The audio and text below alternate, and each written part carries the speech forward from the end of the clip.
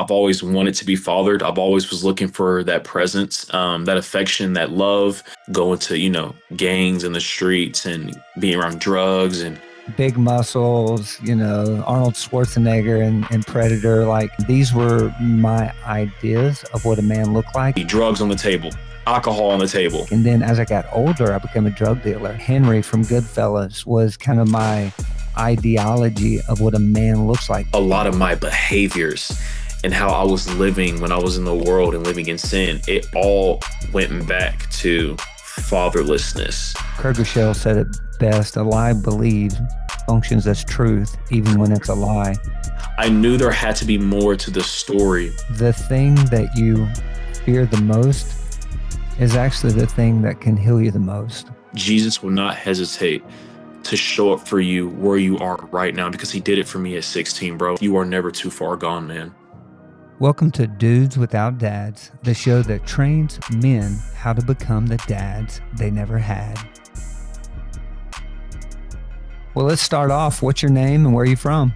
Yeah, man, my name is Randon Floyd, and I am from Hendersonville, Tennessee, and I currently live in Spring Hill, Tennessee, and I work at the Bridge Church in Spring Hill. So, well, for someone who's never been to Hendersonville, Tennessee, how would you describe it to them?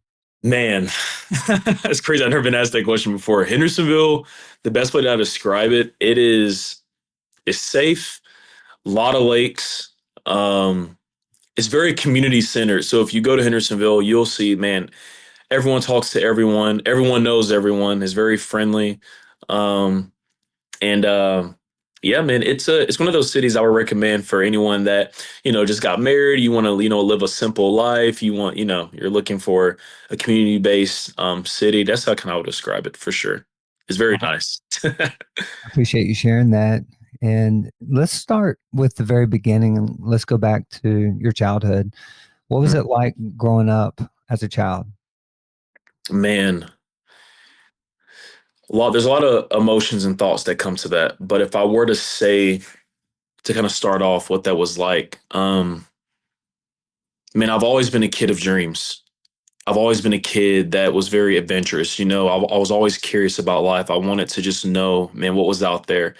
And growing up, there were just a lot of things that were missing in my life. Like I had teenage parents. My mom had me when she was 14 years old. My dad was 16.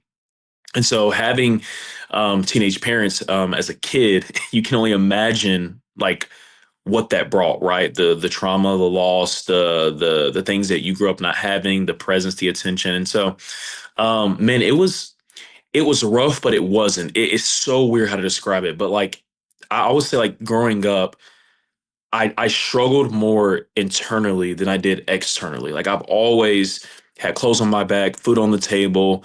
I've always been in school, never was in the streets, like nothing like that. But there was always some soul searching. I feel like I always longed for like love and purpose and identity, and presence, and I just never got that in my childhood, because of the brokenness that happened within my family. So, yeah, man, I've always been a child of innocence, but because of my where I come from, I feel like that was taken away for sure.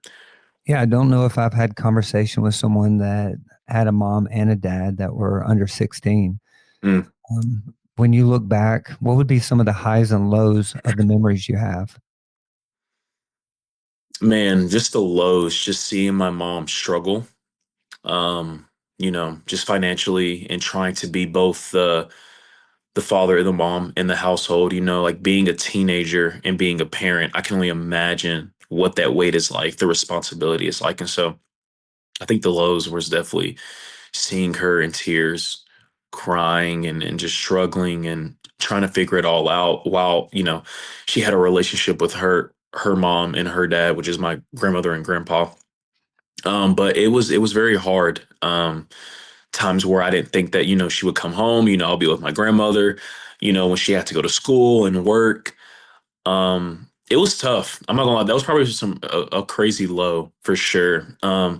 Didn't know what to expect. Didn't know if she would honestly make it, if I'm being honest. Having a kid that young and raising him, as a teenager, especially with my dad too. I mean, just a lot of, man, brokenness, man. Even my dad, like, I mean, just trying to figure out how to be a father when he wasn't even fathered himself.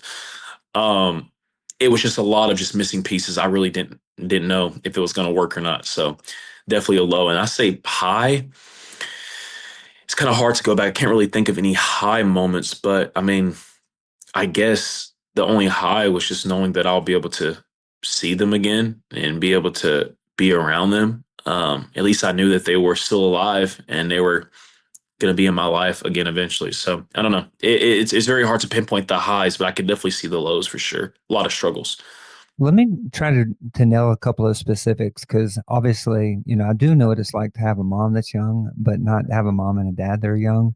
Mm, Are there events that mark your childhood as far as core memories? mm.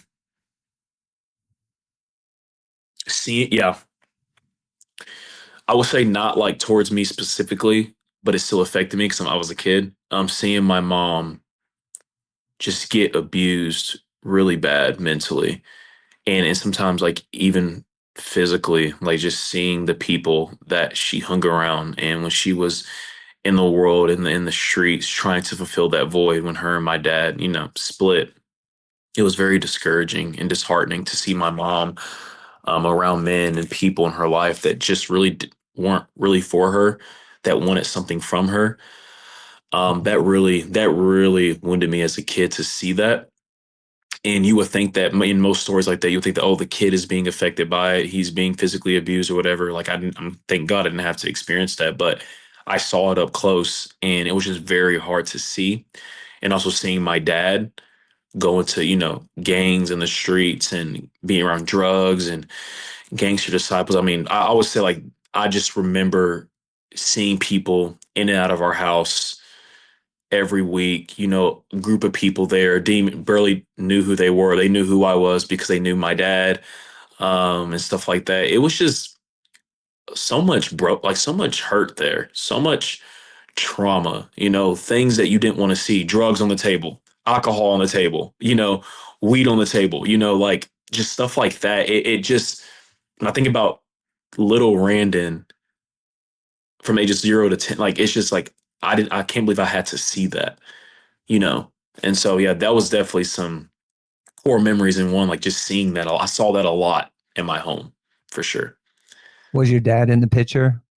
He wasn't, well, so he in reality, he wasn't. So him and my mom, they split a long time ago. And it was very hard. And what's so crazy is I didn't know the full truth of like why he was absent, what really happened. For the longest, I only heard one side of the story. Um, and that was my mom's side. And so I didn't find out the the reality of what it actually was until I was 18, of what actually took place um with that. So Yeah, what did you think was reality and what was reality? what I thought, I knew something in me. If you know me, like I love my dad a lot. Like my dad is like me. Like I love Randon Senior. I'm a junior, by the way. Just put that out there in the chat.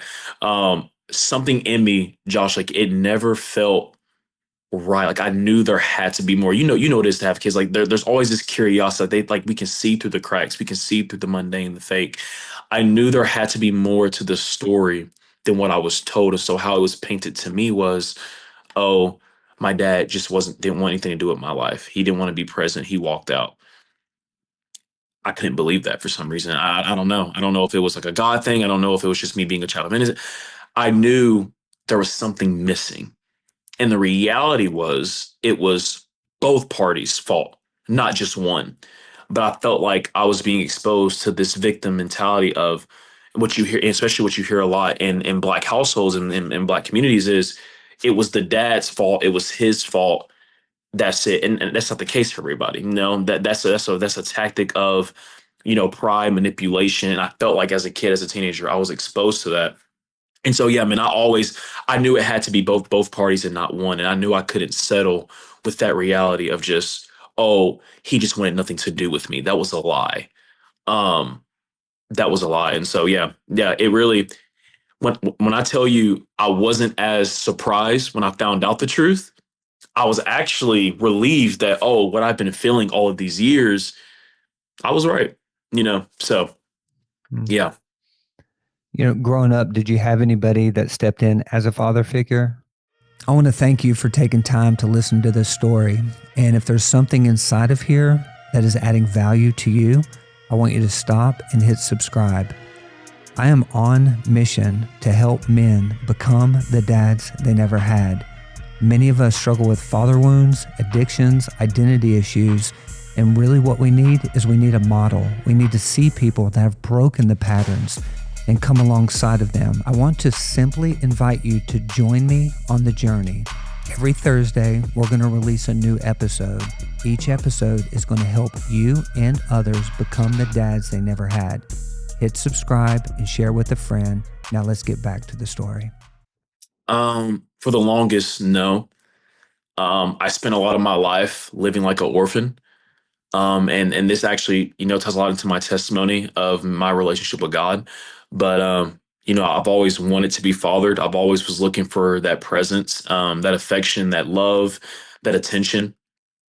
And I would say even for the longest, even when I got saved, and I'll touch more about that in my story later, um, there were still some orphan wounds that the Lord had to heal. So even though I was a Christ follower, I still felt that fatherlessness, right? There was some trauma and some wounds that God had to work through because of father's absence. Not exactly the pain that my father caused me, but because of his absence, it led to pain internally, just all the more. So, yeah, man, I didn't have it for the longest time. When did you first realize that you didn't even have a dad and it was kind of connecting to these ideas of Mm, being an orphan? yeah, couple things. One, I knew there was a lot of triggers that happened during that point. So the first trigger was I would see young people who were believers have fathers in their life. So like godly fathers, men who love the Lord. That triggered me because I didn't have a father in my life who loved the Lord, who loved Jesus, who was present in my life. So I think when I saw young people, especially young men who had earthly fathers, who were good fathers, godly fathers, it triggered something in me like, whoa, like I'm missing that. And then I would say second, the biggest one was when I realized that a lot of my behaviors and how I was living when I was in the world and living in sin, it all went back to fatherlessness. And because I didn't receive that from a father, I'm seeking the things of the world to, I guess, like sustain that fatherly care. And that's what I meant by how I was living like a orphan. So When you were trying to figure out what it looked like to be a man, mm, what was your definition of what a man looked like when you didn't have mm, one to look at? yeah.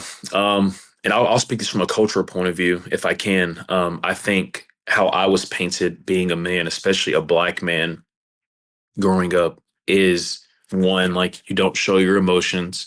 Like men are not emotional. um you know being a man, you work twice as hard, like especially being a black man, like you got to work twice as hard. The world is against you. This that ideology was pushed a lot upon my life. And yeah, man, I mean it. Yeah, I mean, just to be tough and hustle, and find a girl and settle with her. And yeah, and that's literally, I mean, that's all I knew. But something in me, again, keep going back to that internal processing. Something in me knew that that wasn't enough, that couldn't be true, that couldn't be it. So I've always wrestled with my identity as a man in that aspect. Something is missing despite what I'm hearing. I just couldn't receive it.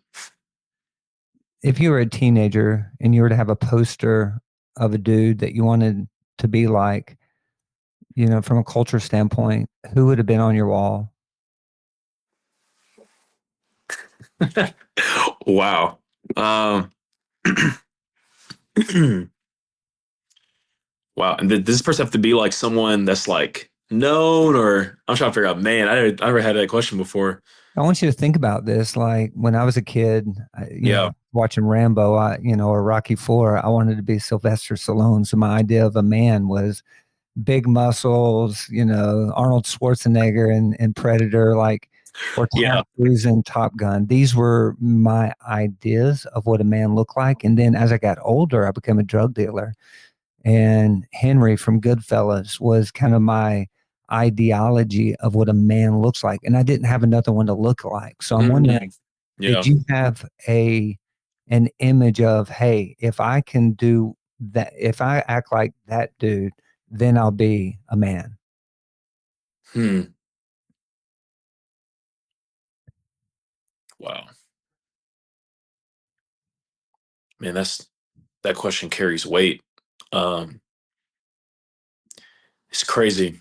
Even as you keep asking me questions about my childhood and even being a teenager, I was in such a dark place with my identity and that orphan, that orphan lifestyle, man. If I'm being honest, I confidently can't tell you of anyone, honestly, because it it is so crazy how deep wounds can be and it how it affects with your mind and how you process and how you see the world. I honestly can't think of anyone that I would want to say, I mean, I want to be like that because I guess for almost my whole life, I've seen so many bad examples within my household and outside of my household. I just never wanted it. I mean, I told you I come from an upbringing of gangs and drugs and sexual morality is normal, right? All these things. But I told you I never indulged in those things, but I was always around it.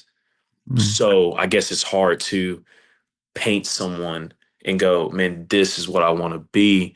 I guess because I wasn't intrigued by it. I honestly can't think, honestly, because of just my childhood. So yeah. Let me ask you this. Did you ever act tougher, cooler, louder to kind of cover up what was missing on the inside? Yeah, I've always been a I laugh so much because I share this all the time when I talk about my story. I've always been a passionate guy. Like if you know me, like I've always been loud, I've always been the partier, outgoing. I've always been zealous. I've always got what I wanted. I had strong ambition and I had strong convictions. Um, and I was very unashamed of how I lived. And that came from a deep sense of like from pride and insecurity. Right. So, oh yeah, like I think if I wanted something, I was going to go after it. And I was very determined, had a very strong rebellious nature, very prideful. I mean, I thought I was him, that's that Gen Z lingo for you guys, in the chat. I really thought I was. And it came from a sense of a pride, of loneliness, of trying to fit in. And so, yeah, man, I carried those attributes very strongly as a teenager. And I felt like I was invincible. Did you ever turn to things like addictions or anger or gangs or any unhealthy relationships to Uh, cope? yeah, I would say women was a big part. Um, women, um, women was a big part of my identity.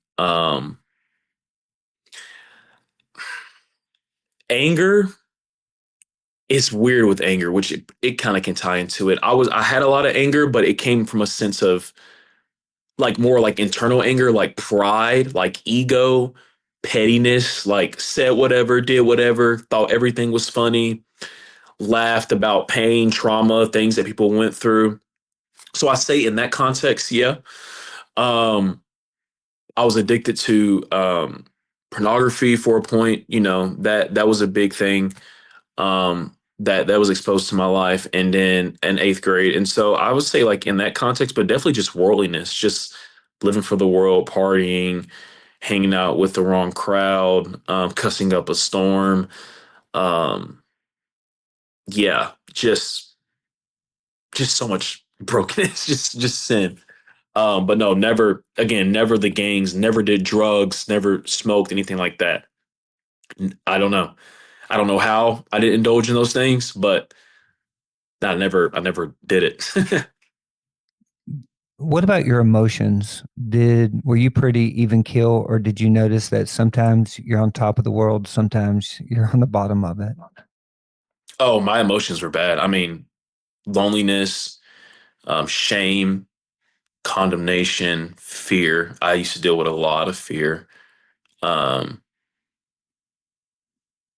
Struggle to look at myself in the mirror and be like, man, like, who am I?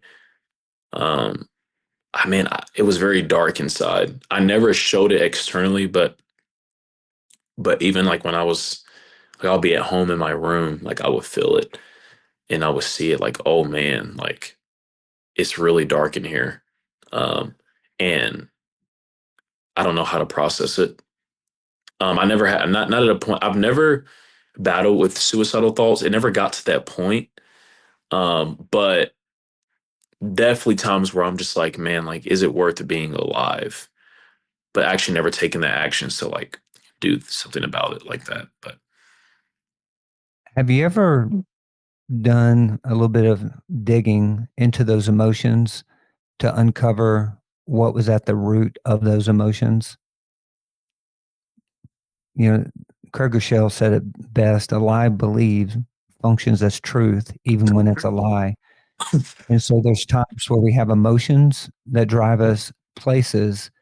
And if you take enough time to process it, there's actually something that you believe about yourself or others that's actually driving those behaviors. Have you ever yeah. taken time to process this? Oh yeah, 100%. A lot of my anger came from the way I was treated in my home, the way that my relationship was with my mom years and years ago. That affected a lot. Just having that motherly absence internally for me, right? That care, that comfort, that love that I felt like I needed, and when I didn't receive that, right, I sought it after in women. Um, Loneliness because I felt like everyone that I was friends with truly didn't care about me. I felt like it was transactional relationships that weren't exactly fruitful. Um, and so that didn't help. But I think a lot of it it does come from a place of fatherly absence because I never had a man in my life help me navigate the challenges of this world psychologically, mentally. What does it mean to be a man of emotions? What does it mean to be a man of strength? I it just affected me, like that. Honestly, that was the biggest root because I was never inherently a bad kid, but because of culture and the world that I'm in, I never had that parental covering to help guide me and cultivate me in that context. So that's those are the big keys that really come from that, honestly. The motherly absence of not receiving that motherly nature in my life, and in the fatherly absence of if not knowing how to be a man in the context of growing up. And so like how do you process that? You go to the world to seek it. So I appreciate you sharing that. Is there any moment where you kind of hit rock bottom where you knew something had to change? mm. It was my sophomore year of high school, and I thought it was funny to get a group of guy friends over, and we made a video, and we put pictures of girls in our school of their faces, that were considered the H's for censored language in the chat, on social media. Thought no one was going to find out, and it ended up getting leaked in our entire school. And our entire class knew about it, and people found out that it was me because I did. And that's when I knew, oh my gosh, like I cannot keep living like this. So I believe that God allowed me to get caught, to show that, like, man, if I keep going down this route, um, I will not be, my life is not going to be where I want it to be. And so, yeah, man, after that video, after I got exposed through that video by doing that, that's when everything went down. Anxiety through the roof, depression up the roof, loneliness up the roof, all that. And that's when I knew, okay, how I'm living is it's not working. So yeah, that was definitely the craziest moment of my high school career. Totally regret doing that. Hurt a lot of women. And that was just not cool as for a guy to do. So yeah, that was a wake up call for sure. What what did that low part give birth to? Was there a moment where you experienced fresh renewal, fresh fire, or a transformational relationship? Mm. But being honest, it took time. It didn't happen once the event happened because I didn't get saved until 2019. And when everything happened, what happened that year, that was my sophomore year of spring. So that was the spring semester of my sophomore year.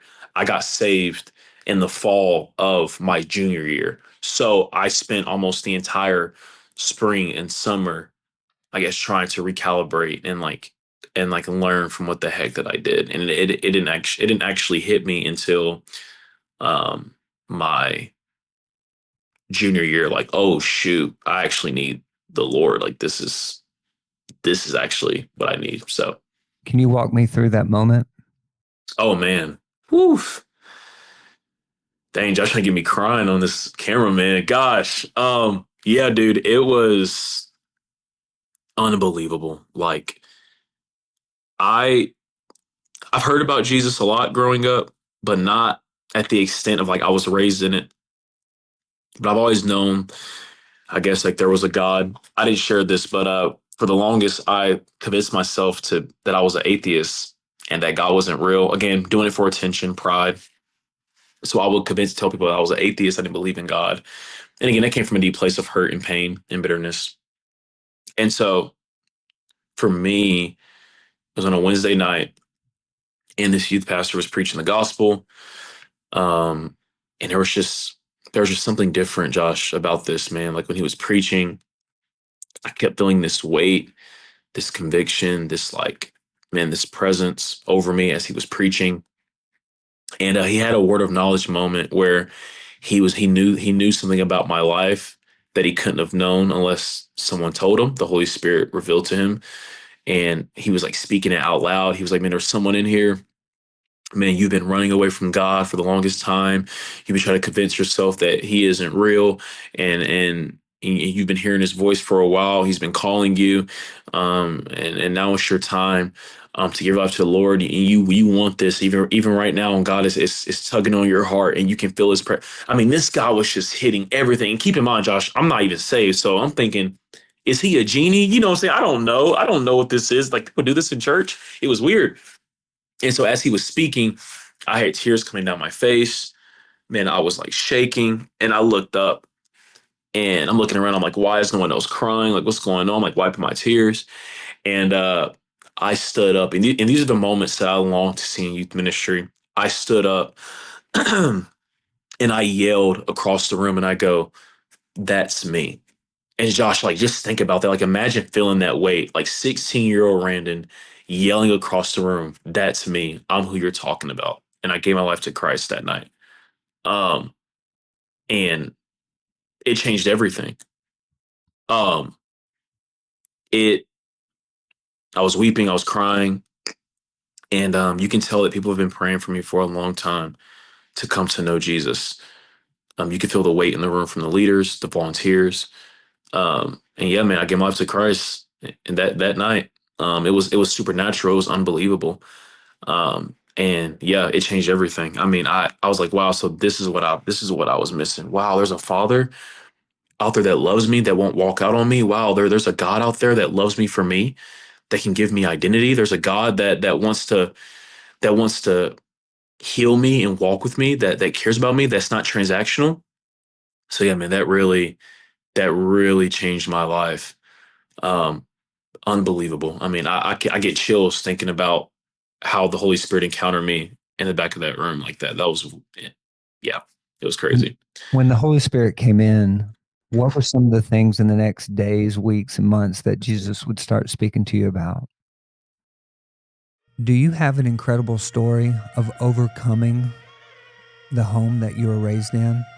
or maybe the father wounds that were placed inside your life? If so, I want to share it with other dudes without dads. Simply go to dudeswithoutdadspodcast.com and apply to be a guest on the show.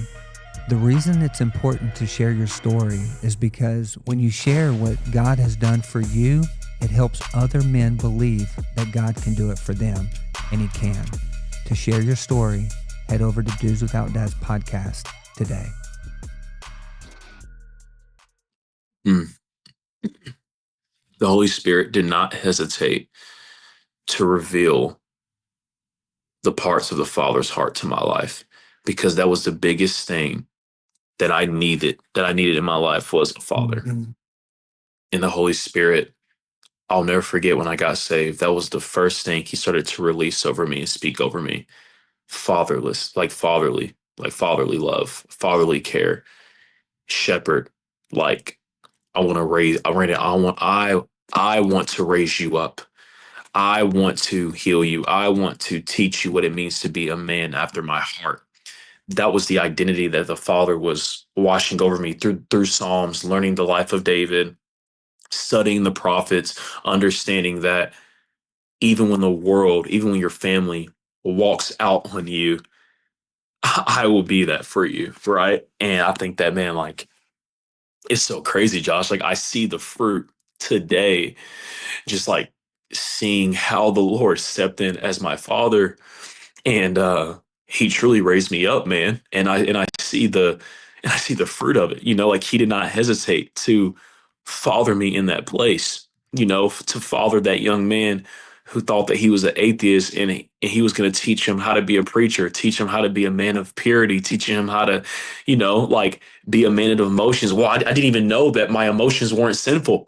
That lamenting is actually biblical. No way. I get to actually process my emotions, and it's not seen as rebellion and disrespect. Like, no way. And so, yeah, man, like, He did not hesitate to father me in that way.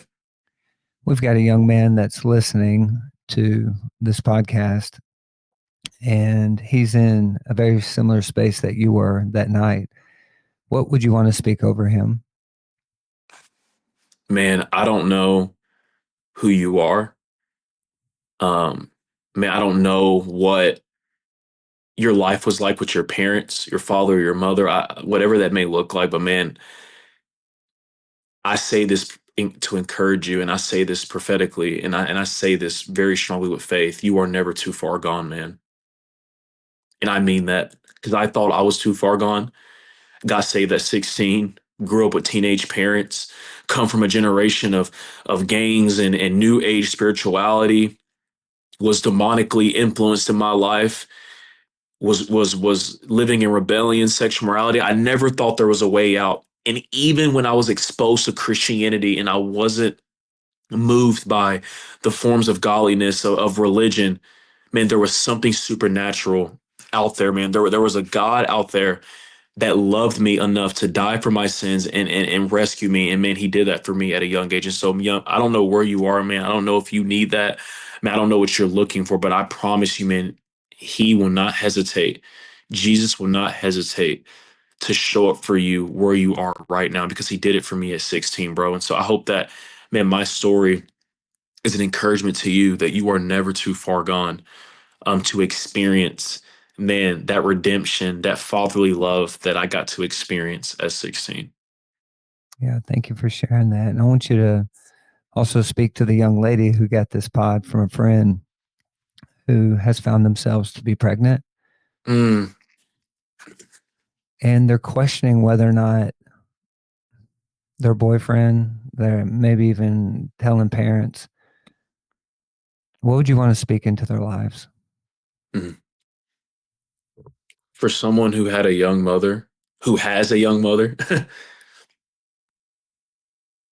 don't give up on your kid. Don't give up. I know it's heavy. I know that's weighty. You may be like, Randon, well, I've tried everything.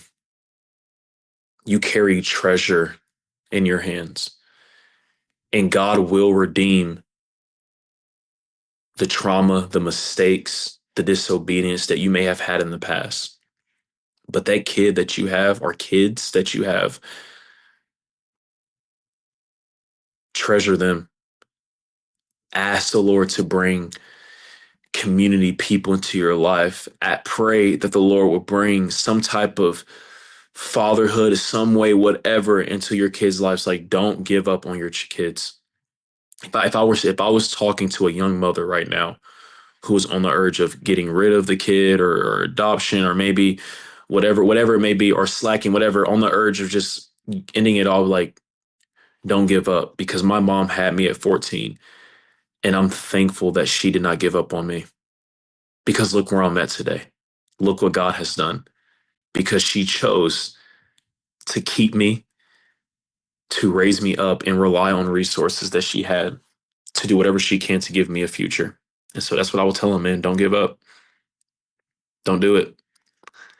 I want you to imagine there's a 16-year-old dude or a dude that got a girl pregnant, and he got this pod from a friend, and he's considering whether or not he sticks inside of that girl's life or he bounces. What would you want to say to him?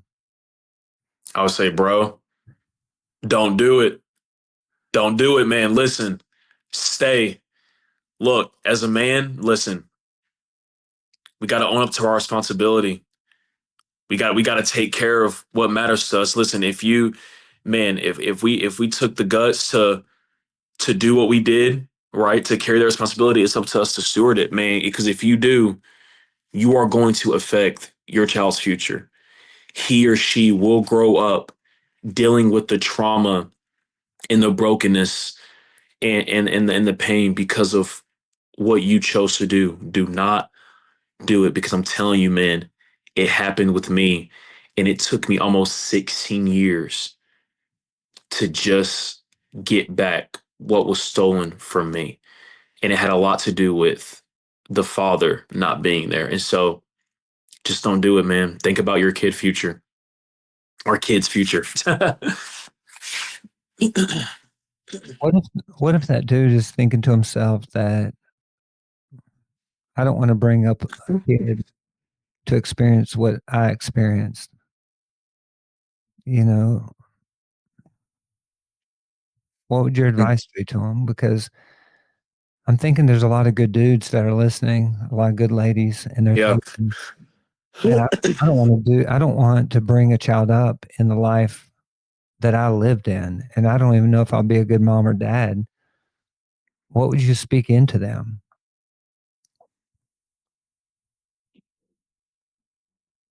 Presence is way better than absence any day, regardless of where you come from. And I stand on that.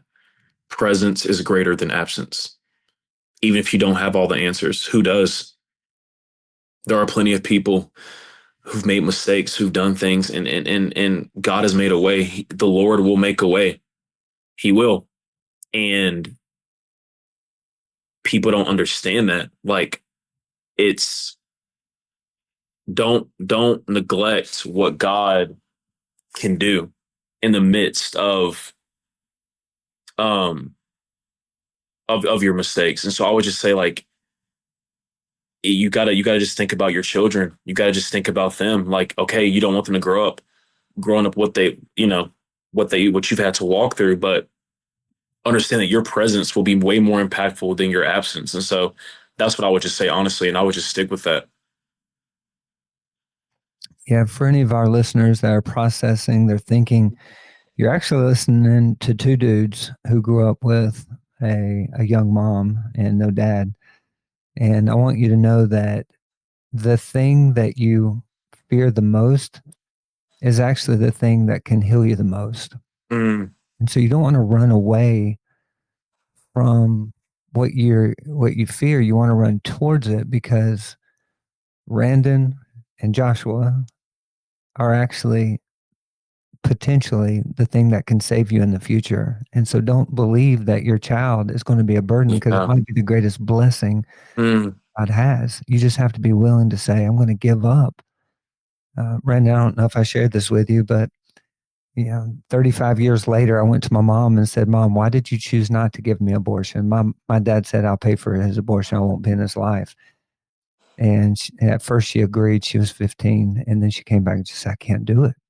Mm, And 35 years later, I said, Mom, why didn't you, it would have been a lot easier. You had no mom, no dad, you had to quit school to give me life. Why didn't you terminate your pregnancy?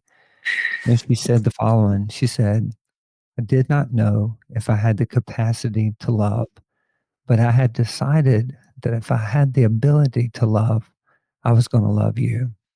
mm, That doesn't mean everything was, rainbows and skittles from the sky. It was hard and we went through a lot of difficulties, but we had each other to go through mm, difficulties with. And so I want to encourage our listeners, anyone that even has a friend or knows somebody that is thinking about an abortion or whether or not to stay inside a relationship or not, you don't know what God can do. You just don't know what God can do. Randon, I'm going to give you final words on the pod. What would you like to say as we break away from the show today? yeah. Thank you, Josh. To all the parents out there, young or old, to all the young believers, high school, college, young adult, whatever, may my life just be one example that you are never too far gone for the love of Christ. May my life be an example that no matter what you grew up not having, the Father will not hesitate to replace those things in your life. And may my life be an example that regardless of where you come from, God has a calling and a purpose on your life because He's alive, He's real. He turned a 16-year-old atheist into a fiery, young, passionate preacher of His name. And you can't get more supernatural than that. And so, man, never neglect what God can do through your mistakes and your disobedience because He has a history of using the unlikely people, the outcasts, those who grew up having nothing, and He makes them something. And so, yeah, man, that's what my charge will be as we end off the pod. Brandon, thank you for responding to the gospel. Thank you for sharing your story on the Dudes Without Dads podcast. It's been a blessing, and we will see you in the future. Thank you, Josh. I appreciate you, man. Yeah, love you. You too, bro. Forgiveness is more for you than them. I had inner peace for the first time in my life. It's just Jesus. Just Jesus.